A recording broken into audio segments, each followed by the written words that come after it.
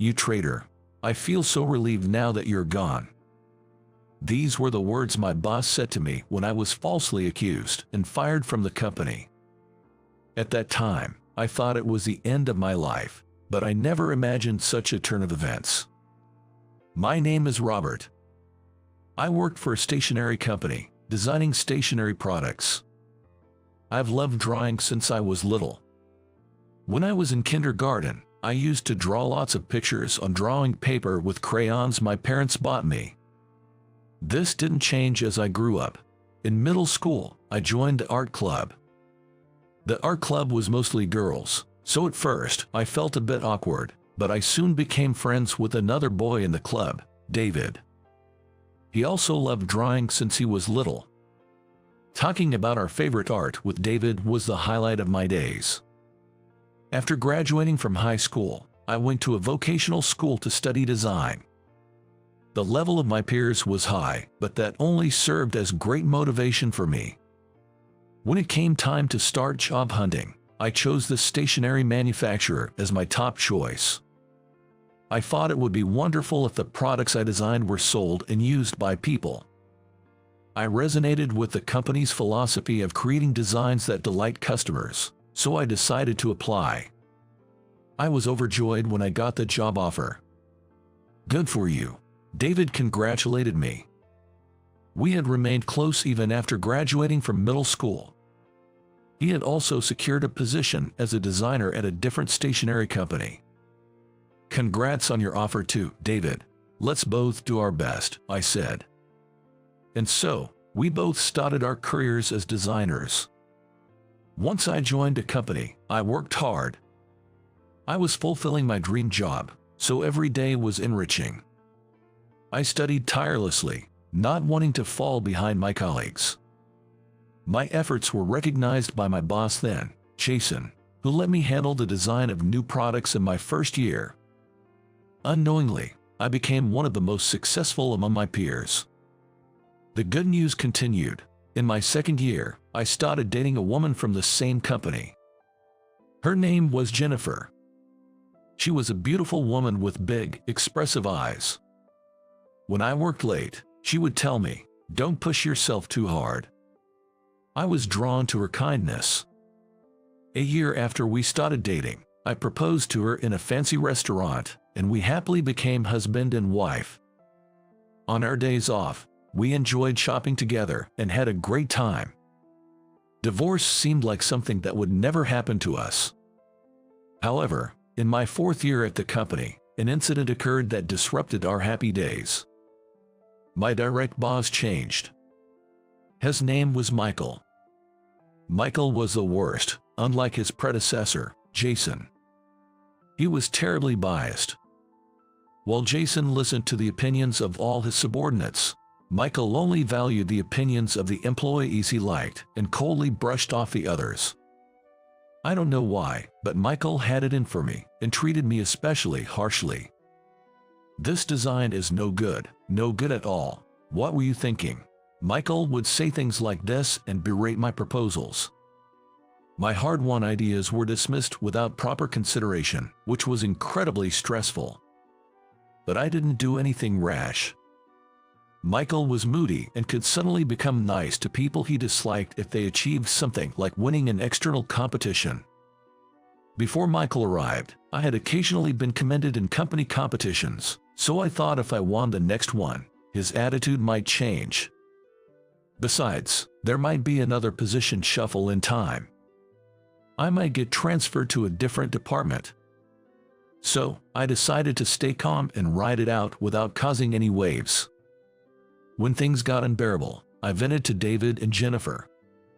Talking about it really did make me feel better, significantly lightening my worries. As I was getting through my days like this, another company competition was approaching. I worked tirelessly, sparing no effort for my ideas. And it paid off. I created what I thought was my best design yet and submitted it. On the day of the results, I won first place. The winning design would be commercialized. Thinking of my design being held by so many people filled me with excitement. "That's fantastic. Congratulations. Even Michael, who had been so sarcastic before, came over with an almost fake smile. Thank you very much. Maybe this would improve my relationship with Michael. I went home with a light heart, feeling relieved. But 3 days later, when I arrived at work as usual, the place was in an uproar. Robert, come here. Michael called me over with a stern face. What the heck is this? He yelled, slamming some documents in front of me. They were labeled new product and showed product images. The problem was the design. Although different in the details, it closely resembled the design I submitted in the competition. This is a new product announcement from a rival company. It's almost identical to your design. Clearly, information has been leaked. Even though he accused me, I had no idea about it. But one thing did bother me. The rival company was the one where David worked. But no matter how close I was to a friend, I wouldn't leak such crucial designs. I haven't done anything. That was all I could answer. Michael looked skeptical and tossed the documents aside. There's an internal investigation underway. The culprit will be found soon enough. But who would leak information like this? I couldn't help but think about it, even back at my desk. I was anxious but decided to wait for the investigation results. The next day, Michael told me to go to the manager's office. The results of the internal investigation are out. Go and find out quickly. Michael looked strangely cheerful.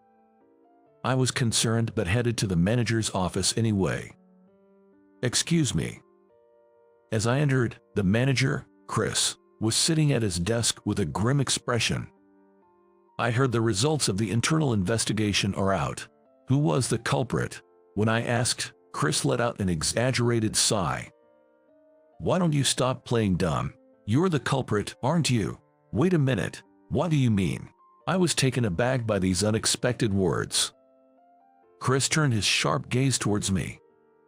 It turns out that a friend of yours from middle school works at that rival company. You probably wanted to help your friend by intentionally leaking the design. That's nonsense. I don't know anything about this. Despite my desperate plea, Chris wouldn't listen. Lately, their company's sales have been declining. You probably wanted to help your friend by intentionally leaking the design. Keep your friendship games outside of work. That's not true. Please listen to me. Enough. Since you leaked crucial information, you're naturally fired. Don't bother coming back. My protests were futile, and I left the manager's office feeling dejected. When I returned to my desk, Michael approached me, seizing the opportunity. You traitor. I feel so relieved now that you're gone. His words pierced my heart. To think my precious idea was leaked and then I was framed for it. I was anxious about what to do next, but there was something more pressing that I had to take care of first. I needed to talk to my wife, Jennifer, about all of this. When I got home, I told Jennifer everything. I'll find a job soon. I promise not to make you struggle, so please stay with me. I was sure Jennifer would believe me and stand by me. But then she said something unbelievable. What are you talking about? I want a divorce. What? I married you because you were a breadwinner. I thought I'd found a convenient ATM machine, so I wouldn't have to worry about money. But now that you're fired, an ATM, is that how you saw me? Yes. If you can't earn money, there's no point in being married. It seemed I was the only one who thought we had a loving home. There was never any love to begin with. Why did I fall for someone like Jennifer? What did I see in her? What are you standing there for? Get ready to leave. I was so dismayed by her harsh words that I couldn't even respond. It's better to cut ties with such a woman. I'll treat it like a bad dream and move on. I decided to accept the divorce. It was a surprisingly swift ending. The next day, I was drinking at a pub with David. I just couldn't handle it without a drink. After showing him the design I submitted for the competition and telling him everything, David was both shocked and angry at Jennifer and my bosses. It's terrible to marry someone for their money, and there's no way you'd leak information. Thanks, I'm glad you say that. Feeling David believed in me was a relief. I was grateful to have met him. Robert, we can't let this end like this, let's fight back. David was still angry and made a suggestion. But how do we fight back? The guy who passed off your design as his own is in the same department. Actually, he's the son of your former boss, Michael, but he has no real talent and was about to be transferred to another department. Is that so? Michael leaked my design for his son's sake. It seems like it, and the designs he submitted were completely different from his previous ones. I thought it was strange, but I never imagined he'd plagiarize someone else's ideas. It all made sense as a story, but there wasn't a single piece of evidence to prove it.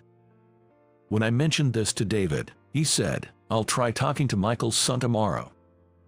The next day, David called me. "How did it go?" "Sorry, I couldn't find any evidence."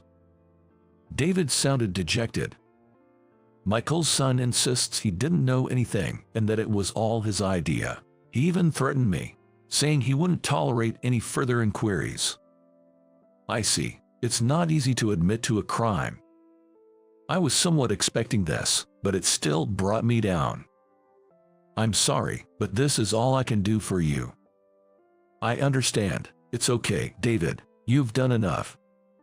I didn't want to trouble David further, and I was grateful for his help. After thanking him, I ended the call. 2 days later, I was on my way to an interview with a company. I thought I couldn't afford to mope around, so I started looking for a new job. I hope I can find a job quickly. I was walking with a feeling of unease. That's when I spotted something large by the roadside. "What's that?" As I approached, I realized it was a person, lying motionless on the road. She was pregnant, judging by her big belly. "Are you okay?" The woman lying down was very pale and only grimaced in response to my calls. I quickly called an ambulance. While waiting for the ambulance, I comforted her, rubbing her back and reassuring her that everything would be all right. The ambulance arrived in about 5 minutes and immediately took her to the hospital. An EMT asked me to come along, so I accompanied her to the hospital. Upon arrival, she received immediate medical attention. Both mother and child were safe. That's a relief. I felt a wave of relief and exhaustion wash over me. "You can see how she's doing now. Are you her husband?" asked the doctor. I was surprised. "I'm not her husband. I just happened to be there." "Oh, I see. I heard from the EMTs that you were her husband. My apologies for the misunderstanding." Right around when the misunderstanding was cleared up, her real husband arrived. His name was Ethan, and the woman's name was Emily. Ethan looked me in the eye and shook my hand. "Thank you so much for helping my wife. I'd like to thank you properly later. Could I get your contact information?" So, we exchanged contacts. That's when I suddenly remembered about the interview. Looking at my watch, I realized I had missed the appointment time. I tried contacting them anyway, but they said it was too late for the interview. I was glad Emily was safe, but it seemed I just didn't have any luck. All the preparation I did for the interview was for nothing. Feeling down, I left the hospital. Several days later, I received a call from Emily. She wanted to thank me and asked me to come to her house. When I arrived at the address she provided, Emily and Ethan greeted me. Emily looked much better, and it was clear that she was okay now. "Thank you for the other day. Please make yourself comfortable today," she said. The dining table was laden with a lavish spread of food. Emily and Ethan said they had prepared it together. "Then, I'll gladly accept your hospitality." Every dish was delicious, and before I knew it, I was enjoying the meal heartily. They served alcohol too, and I found myself getting tipsy. At some point, the conversation turned to work. Fueled by the alcohol, I ended up spilling everything about being harassed by my boss, being wrongly accused and fired, and even my divorce. After I finished, Ethan and Emily looked contemplative. I was wondering what they were thinking when suddenly, Emily said something unexpected. "Robert, aren't you angry about being treated so terribly? If you want to fight back, we'll help you." I was taken aback by her sudden offer. I did feel awful about being wronged, but without any evidence, I thought I had no choice but to accept my fate. "I appreciate it, but without evidence, there's nothing we can do." That's when Ethan smiled. "Actually, I'm a detective. I can conduct various investigations. Plus, Emily's sister, Lisa, is a lawyer. We can surely help you." Really? I was surprised by this sudden turn of events. "Robert, you're a wonderful person who doesn't hesitate to help others in need. It's wrong for someone like you to be treated so unfairly. Let's prove your innocence." Encouraged by Emily's strong words, I made up my mind. "Okay, please help me." I nodded and asked for their assistance. A week later, Ethan reported back on his investigation. I first approached Michael's son. I pretended to bump into him at a pub and struck up a conversation. When he let his guard down, he spilled that he had stolen Robert's idea with his father's help and presented it as his own. Moreover, Michael had bribed his son's superior to turn a blind eye to the wrongdoing. The involvement even reached the supervisor at the rival company. I was surprised by the extent of the misconduct, which was beyond anything I had imagined. I recorded everything Michael's son said on a voice recorder. "Thank you, but I'm concerned about something. I submitted my competition design directly to the employee organizing the contest, not to Michael. Submitted designs are strictly managed, so Michael shouldn't have been able to get his hands on it. How did he pass my design to his son?" Ethan hesitated before speaking. "About that, it seems your ex-wife Jennifer is involved. Didn't you bring the design home to work on it before submitting?" "Yes, I did. I worked on the idea and made revisions at home." "Are you saying Jennifer stole the design while I was off guard and gave it to Michael?" "It's possible. From what I've found, Jennifer was apparently having an affair with Michael." Ethan showed me a photo.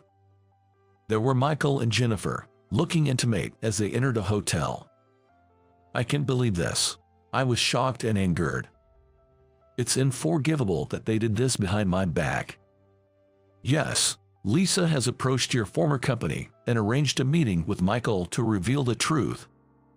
A few days later, I went to my former company with Lisa. In the reception room, Michael was waiting. I explained our deductions based on the evidence, trying to contain my anger.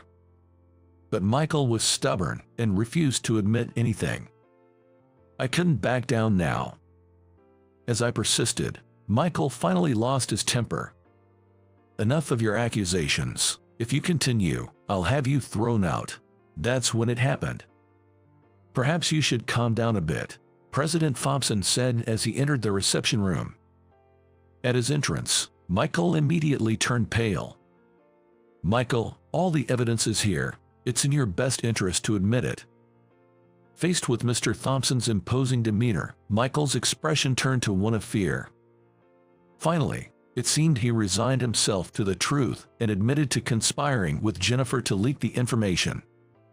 He explained that he had plotted this to help his designer-aspiring son and to take me down, as I was a rising star and in the way. Mr. Thompson turned to me. "I apologize for firing you based on a careless investigation. The dismissal is, of course, revoked. I heard from your previous boss, Jason, about your dedication. If you are willing, would you come back? Of course, you would work in your former department as a designer." I felt the anger inside me dissipate. The joy of being able to work as a designer again welled up in me. "Thank you very much. I would be happy to return." Thus, I was able to return to my calling as a designer. Jason became my boss again, and the workplace became more comfortable. Michael was fired, and Chris, who conducted the careless investigation, was demoted. I sued Jennifer and Michael for their affair and demanded compensation. Their payment caused them a lot of difficulties. Furthermore, David told me that Michael's son and his supervisor, who had joined in the misconduct, were also exposed and fired. Justice was served to the wrongdoers, and I finally felt at ease. It was a tough ordeal, but good things came from it. I started a relationship with Ethan's family, especially with Lisa. We got along well, eventually leading to dating and marriage. Lisa is a woman of strong justice, and this time, I was able to build a home full of love. I worked harder than ever at my job and was promoted. I am deeply grateful to those who helped me when I was at my lowest. I plan to cherish those people and continue living an honest life. I heard you got a job at a food company, but then you got fired. You probably did something unnecessary and got disliked. You meddlesome jerk. I reconnected with a female classmate, Sophia, at the office. Due to past troubles, she completely despised me, Ethan. Because of that, she mocked me with such remarks. However, when I revealed my true identity to her, Sophia seemed taken aback. My name is Ethan. I'm just an ordinary guy, but I take pride in one thing. That is, my grandfather's long-established butcher shop. It's a small, yet renowned store that has been in business for generations and has even been featured on TV. The shop is located in a shopping district. Due to a large shopping mall opening nearby, customer traffic has significantly declined, leading to the closure of many other stores. However, my grandfather's store has continued to thrive without a decrease in customers. This is partly because it's a famous store that sells quality meat. But it's also largely due to my grandfather's treatment of customers. He always said, even if it's a famous store, we must not treat our customers carelessly. It's important to serve them with sincerity and dedication. Thanks to his personality, the store was beloved by the community. My grandfather taught me, Ethan, be kind to others. What you do to others will eventually come back to you. I was proud of my kind grandfather and always tried to be kind to others, as he advised. When I helped out at his shop, I always treated customers politely. I had many friends at school too. Even after advancing to high school, I maintained good relationships. I was elected class president, and I got along well with my classmates. Then one day, the sports festival was held. Even in events I wasn't participating in, I fervently cheered for my classmates. My class had many athletically skilled students, so we were in a position to aim for victory.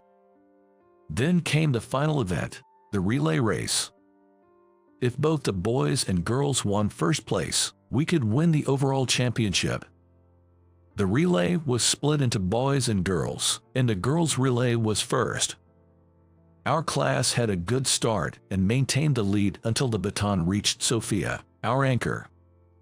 Sophia was the fastest runner among the girls in our class. Everyone thought our victory was certain. However, as she entered the final stretch, Sophia stumbled and fell face first. It was a dramatic fall, and boys from other classes began laughing loudly. Sophia, possibly due to the pain of the fall, couldn't get up immediately. Though other classes overtook her, that didn't matter to me. I rushed onto the field to Sophia's side. "Are you okay?" I asked. When I called out to her, Sophia finally managed to get up. Her face was covered in dirt and blood. I offered my hand, worried, asking, "Can you stand?" But that was a mistake. The laughing boys started teasing, "Are you guys a couple or what?" Sophia's face turned bright red, and she looked like she was about to cry. "Stop it, it's embarrassing," she said sharply, then quickly stood up and went to the nurse's office. After that incident, Sophia became cold towards me. Whenever I approached, she would look away, and if I spoke to her, she would only respond with yes or "I guess so." It was clear she wanted to minimize conversation. I was shocked, but I realized that my impulsive action had led to her being ridiculed more in front of the entire school. In fact, when I think about it, there was no need for me to go to her aid since the nurse was present. I regretted not acting more calmly, I reflected. Worse yet, Sophia had been a regular at my grandfather's butcher shop since she was little. She seemed to love the shop's signature beef sandwiches, buying them every time she visited. Occasionally, I would personally hand her the sandwiches. Even after the sports festival incident, Sophia kept visiting the shop, but I avoided meeting her face to face because it felt awkward. In the end, our relationship never mended, and we graduated from high school. Sophia went on to university, and I had a job lined up. I thought we would never meet again and that reconciliation was impossible. While high school was enjoyable, this remained a lingering regret. But I couldn't wallow in it forever. As a working adult, I decided to shift my focus and work hard. The company I joined was in the food industry. I became interested in working with food due to my grandfather's influence. As I dedicated myself to work, I began to dream of starting my own food company. However, starting a business right away was challenging, so I gained experience at the company I joined and saved money. Eventually, I established my company, focusing on meat products. It was a collaboration with my grandfather's shop. The products sold reasonably well, and my small company became stable. My grandfather was happy to work with his grandson. When I think about working with Ethan, it's something I never imagined. Living long has its perks, he said. When he said that, I felt good about having started my own company. Years after establishing it, one morning, I was cleaning the office. This was part of my daily routine. Indeed, the company now has more employees, but when it was just starting, there were only a few of us, so I had to do the cleaning myself. I continue cleaning to this day, so as not to forget the hardships of the early days. I wanted to do something directly for my employees. Normally, I finish before the staff arrive, but on this day, maybe because I was feeling down, it took longer than usual. As I was hurrying to finish the floor cleaning, someone entered the office. "Good morning," I said, but seeing the person's face made me feel even more disheartened. It was Sophia. Indeed, she was the reason for my heavy mood. I never thought I'd meet her again, but by some twist of fate, Sophia had transferred to my company. When I saw her resume among the applicants for a mid-career position, I was surprised. However, Sophia was the kind of talent our company was looking for, and there was a strong internal desire to hire her. I agreed with this decision, not letting our past issues influence the professional choice. Still, I wondered if Sophia knew I was the president. She seemed surprised to see me in the office. "Ethan, is that you? Why are you here?" "Oh, I work here." Sophia clearly didn't know I was here. In fact, if she had known, she probably wouldn't have applied.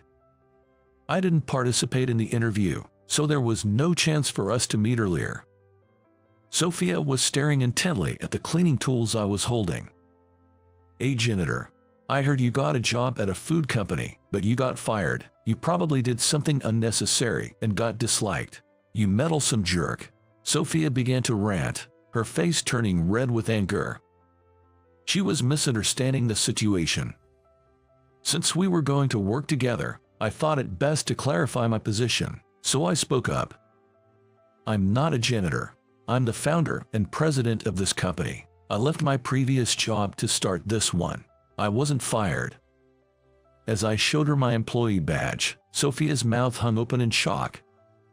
Embarrassed, her face grew even redder. Then, she snorted and turned away, walking off somewhere.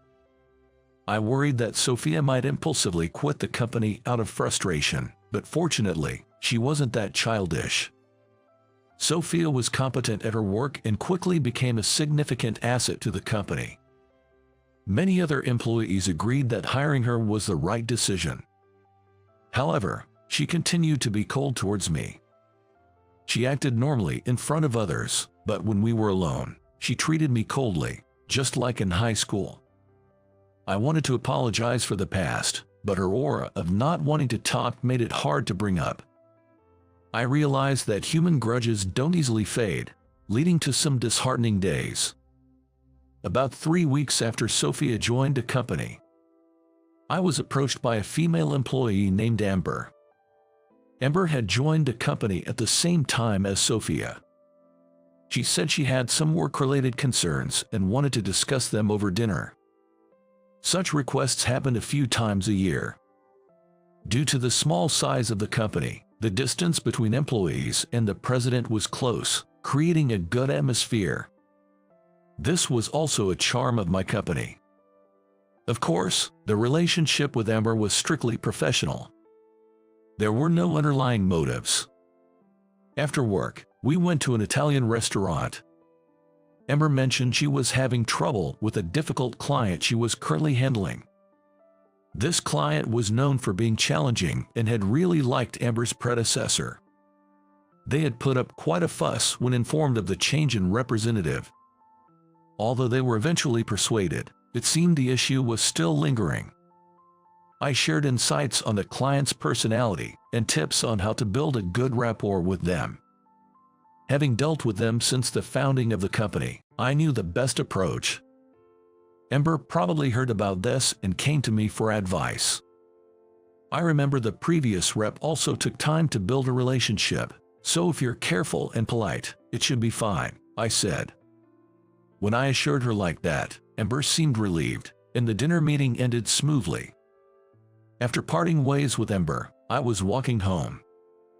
Then, a woman approached from the opposite direction. At first, I thought she was just another office worker, but upon closer inspection, it was Sophia. Despite our poor relationship, we seemed to run into each other quite often. She frowned as if thinking, "Not him again," when she noticed me. I was about to pass by without saying anything when, surprisingly, Sophia spoke to me. "I walk this way home every day but have never seen you, Ethan. Why are you using this road today?" I was a bit taken aback by her lengthy question, but explained that I had been to dinner with Amber. Of course, I clarified it was a work-related meeting. However, the more I explained, the more upset Sophia seemed to get. Finally, she just said and briskly walked past me. I couldn't quite understand why she was so angry, but I figured she must dislike everything about me. A week later, a welcome party was held for Sophia and Amber. The atmosphere was calm and the event proceeded smoothly. With alcohol flowing, everyone was having a good time. Sophia didn't speak to me but seemed to enjoy herself. The welcome party ended smoothly, and everyone left the restaurant to head home. I too was walking towards my house. I was walking towards my house when suddenly, a cheerful voice called from behind, "Hey, wait up." Turning around, I saw Sophia running towards me, smiling broadly. I wondered if Sophia had come just to make a sarcastic remark, but she was smiling cheerfully. Her smile was completely free of malice. Even though she was drunk, I had never seen such a bright expression on Sophia's face. I wondered what was going on. When Sophia caught up with me, she fell into step beside me and looked a bit sad. "Your expression looks gloomy. Do you really dislike being with me that much?" No, it's not like that." I stuttered a denial, and Sophia's face brightened up. "That's good then. I've liked you, Ethan, since middle school. I'm glad you don't hate me. Liked me since middle school." Contrasting with the joyful Sophia, my mind was in complete disarray. Sophia doesn't hate me. It was hard to believe. "No way, are you serious?" "It's true. Even back in school, it was my dream to walk home just like this with you." Sophia walked beside me with a light, almost skipping step. I took a deep breath, trying to stay calm. Surely, she was just joking because she was drunk. Considering our past, that seemed like the most natural conclusion. Sophia accompanied me all the way to the fork in our paths. During that time, we talked about various things. We discussed family matters and her recently adopted cat, although her conversation topics jumped around a bit, likely due to being tipsy. There were no sarcastic or negative remarks towards me. I had never seen this side of Sophia before. Though bewildered, I found the conversation more enjoyable than I expected. When we parted, I even felt a bit regretful. I wished we could have spent more time together. Sophia said, "Sad to leave, but bye for now," waving her hands energetically as she headed home. How great it would be if she were always this approachable. The next day, waking up, I remembered the previous evening. Despite what had happened, I wondered how I should interact with Sophia now. I was already struggling with our interactions, and her confession made things even more awkward. But I couldn't use this as an excuse to skip work, so I went to the office as usual. Fortunately, I had plenty of work that day that kept me confined to my office, so I didn't see Sophia in the morning. At lunchtime, I waited a bit later than usual to go out, hoping to avoid meeting her. Our employees usually go out for lunch right away. I thought Sophia would have already left by then, so I could avoid her. Yet, as soon as I stepped into the hallway, I bumped into her. She might have been thinking the same thing. Sophia looked puzzled. And I probably had the same expression. We stood in silence for a moment, but Sophia's face gradually turned red. "Do you remember what I said last night?" she asked in a soft voice. It seemed Sophia remembered the evening as well. "Yes, I remember." When I answered, Sophia fell silent again. She was looking down, fidgeting. Maybe she was embarrassed about saying something strange. I was about to say, "You were probably just joking because you were drunk. Don't worry about it." But Sophia spoke up before I could. Would you like to go out for dinner tonight? There's something I really want to talk about," she said. Sophia looked like she had made up her mind about something. Her earnestness was evident, so I agreed. After work, we met at the company entrance and headed to a restaurant. Sophia remained silent for a long time.